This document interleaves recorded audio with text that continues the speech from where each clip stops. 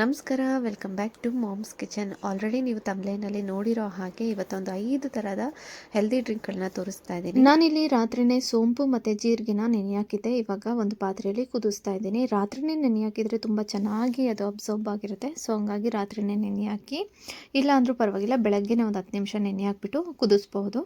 So ಇದು ನೀರೆಲ್ಲ ಕುದ್ದಾದಮೇಲೆ 1 ಲೋಟ 1/4 ಲೋಟ ಆಗೋಷ್ಟು ಕುದಿಸಿ, ಅದು ಸ್ವಲ್ಪ ಬೆಚ್ಚಗಾದ ನಂತರ ಅದಕ್ಕೆ ಜೇನುತುಪ್ಪ ಅಥವಾ ನಿಂಬೆ ರಸನ ಸೇರಿಸ್ಕೊಳ್ಳಿ. ಜೇನುತುಪ್ಪ ಆಪ್ಷನ್, ಬೇಕಂದರೆ ಯೂಸ್ ಮಾಡ್ಬೋದು, ಇಲ್ಲ ಅಂದರೆ ಬರೀ ನಿಂಬೆ ರಸ ಜೊತೆಗೆ ಕುಡೀರಿ, ತುಂಬಾ ಚೆನ್ನಾಗಿದೆ. ಸೊ ಸೋಂಪು ಮತ್ತು ಜೀರಿಗೆ ಬಂದು ಡೈಜೆಷನ್ಗೆ ತುಂಬಾ ಹೆಲ್ಪ್ ಮಾಡುತ್ತೆ. ಆಮೇಲೆ ಬ್ಯಾಡ್ ಕೊಲೆಸ್ಟ್ರಾಲ್ನ ಕಡಿಮೆ ಮಾಡಿ. ನೆಕ್ಸ್ಟ್ ಬಂದು ಸಬ್ಜಾ ಸೀಡ್ಸ್ನ ನೀರಲ್ಲೇ ನೆನೆ ಹಾಕಿದ್ದೀನಿ. ಒಂದು 10 ನಿಮಿಷ ನೆನೆ ಹಾಕಿದ್ರೆ ಸಾಕು, ತುಂಬಾ ಚೆನ್ನಾಗಿ ಹರಡ್ಕೊಳ್ಳುತ್ತೆ. ಇದಕ್ಕೆ ಒಂದು 2 ಸ್ಪೂನಷ್ಟು ಸಬ್ಜಾ ಸೀಡ್ಸ್ನ ತೊಗೊಂಡು ಸ್ವಲ್ಪ ಬೆಚ್ಚಗಿರೋ ನೀರು ಹಾಗೆ ನಿಂಬೆ ರಸ ಮತ್ತು ಕಲ್ಲು ಸಕ್ಕರೆಯನ್ನು ಸೇರಿಸ್ಕೊಂಡು ಕುಡಿತಾ ಇದ್ದೀನಿ. ಇದು ಕೂಡ ಬಾಡಿನ ತುಂಬ ಚೆನ್ನಾಗಿ ಕೂಲ್ ಮಾಡುತ್ತೆ. ಹಾಗೆ ಇದು ತುಂಬಾ ಒಳ್ಳೆಯದು. ಸ್ಕಿನ್ನು ಮತ್ತು ಹೇರು ಮತ್ತು ವೆಯ್ಟ್ ಲಾಸ್ ಮಾಡಿದ್ರು ತುಂಬಾ ಚೆನ್ನಾಗಿ ವರ್ಕ್ ಆಗುತ್ತೆ. ನೆಕ್ಸ್ಟ್ ಜ್ಯೂಸ್ ಬಂದು ABC ಜ್ಯೂಸ್ ಮಾಡ್ತಾಯಿದ್ದೀನಿ. ಇಲ್ಲಿ ಕ್ಯಾರೆಟ್, ಬೀಟ್ರೂಟ್ ಮತ್ತು ಆ್ಯಪಲನ್ನು ತೊಗೊಂಡಿದ್ದೀನಿ. ಅದನ್ನು ಸಿಪ್ಪೆ ಎಲ್ಲ ತೆಗೆದು ಒಂದು ಅರ್ಧದಷ್ಟು ನಾನು ಕಟ್ ಮಾಡಿಕೊಂಡು ಇವತ್ತು ಯೂಸ್ ಮಾಡ್ತಾಯಿದ್ದೀನಿ. ಇದರಲ್ಲಿ ವಿಟಮಿನ್ಸ್ ಮತ್ತು ಮಿನರಲ್ಸು ತುಂಬಾ ಹೆಚ್ಚಾಗಿರುತ್ತೆ. ಸೊ ಬೆಳಗ್ಗೆನೇ ಈ ಥರ ಒಂದು ಜ್ಯೂಸ್ ಕುಡಿದ್ರೆ ತುಂಬ ಹೊತ್ತು ಹೊಟ್ಟೆಯಲ್ಲಿ ಹಾಗೆ ಇರುತ್ತೆ, ಹಸಿವಾಗೋದಿಲ್ಲ. ಮತ್ತು ನಮಗೆ ದೇಹಕ್ಕೆ ಎಷ್ಟು ಬೇಕೋ ಅಷ್ಟು ಪೋಷಕಾಂಶ ಇದರಲ್ಲೇ ಸಿಗುತ್ತೆ.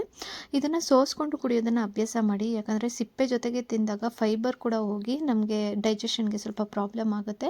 ಸೊ ಸಿಪ್ಪೆ ಎಲ್ಲ ಅಂದರೆ ನೀಟಾಗಿ ಶೋಧಿಸ್ಕೊಂಡು ಜ್ಯೂಸ್ ಥರ ಕುಡೀರಿ, ತುಂಬಾ ಚೆನ್ನಾಗಿರುತ್ತೆ. ಇದಂತೂ ಸ್ಕಿನ್ ಅಂತೂ ತುಂಬಾ ಚೆನ್ನಾಗುತ್ತೆ. ಇದನ್ನು ಡೆಫಿನೆಟಾಗಿ ನೀವು ಟ್ರೈ ಮಾಡಬೇಕು ಅಂತ ಹೇಳ್ತೀನಿ.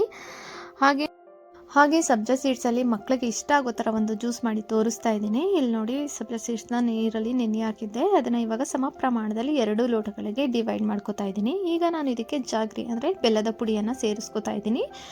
ಇಲ್ಲಿ ನಾನು ನಿಂಬೆ ರಸವನ್ನು ಸೇರಿಸ್ಕೋತಾ ಇದ್ದೀನಿ. 2ಕ್ಕೂ ನಿಂಬೆ ರಸವನ್ನು ಸೇರಿಸ್ಕೋಬೇಕು. 1ಕ್ಕೆ ಬೆಲ್ಲದ ಪುಡಿಯನ್ನು ಹಾಕಬೇಕು, 1ಕ್ಕೆ ಹನಿಯನ್ನು ಹಾಕೋತಾ ಇದ್ದೀನಿ. ಬೆಲ್ಲದ ಪುಡಿ ಮಕ್ಕಳಿಗೆ, ಹನಿ ನನಗೆ.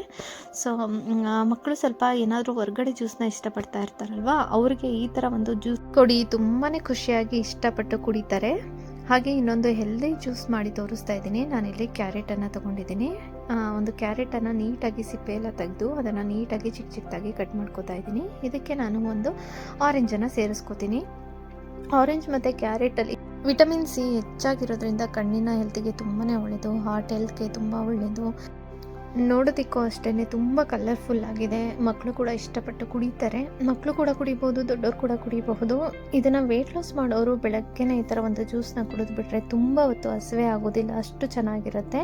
ಇದ್ರ ಜೊತೆಗೆ ಕೆಲವೊಂದು ಆಹಾರ ಪದ್ಧತಿಗಳನ್ನ ಚೇಂಜ್ ಮಾಡಿಕೊಂಡ್ರೆ ವೆಯ್ಟ್ ಲಾಸ್ ಮಾಡೋದಕ್ಕೆ ತುಂಬ ಹೆಲ್ಪ್ ಆಗುತ್ತೆ ಅಂತ ಹೇಳ್ತೀನಿ. ಸೊ ನೀವು ಕೂಡ ಡೆಫಿನೆಟಾಗಿ ಈ ಥರ ಒಂದು ಜ್ಯೂಸ್ನ ಪ್ರತಿದಿನ, ಅಂದರೆ ತರಕಾರಿ ಹಣ್ಣುಗಳನ್ನ ಬಳಸ್ಕೊಂಡು ಪ್ರತಿದಿನ ಒಂದು ಜ್ಯೂಸ್ನ ಕುಡಿದು ಟೈಮ್ನ ಬ್ಯಾಲೆನ್ಸ್ ಮಾಡಿಕೊಂಡು ಆಹಾರ ಪದ್ಧತಿಗಳನ್ನ ಚೇಂಜ್ ಮಾಡಿಕೊಂಡ್ರೆ ವೆಯ್ಟ್ ಲಾಸ್ ಮಾಡೋದಕ್ಕೆ ತುಂಬಾ ಹೆಲ್ಪ್ ಆಗುತ್ತೆ ಅಂತ ನಾನು ಹೇಳ್ತೀನಿ. ಸೊ ನೋಡ್ತಿದ್ದೀರಲ್ಲ ಎಷ್ಟು ಕಲರ್ಫುಲ್ಲಾಗಿ ಕಾಣಿಸ್ತಿದೆ.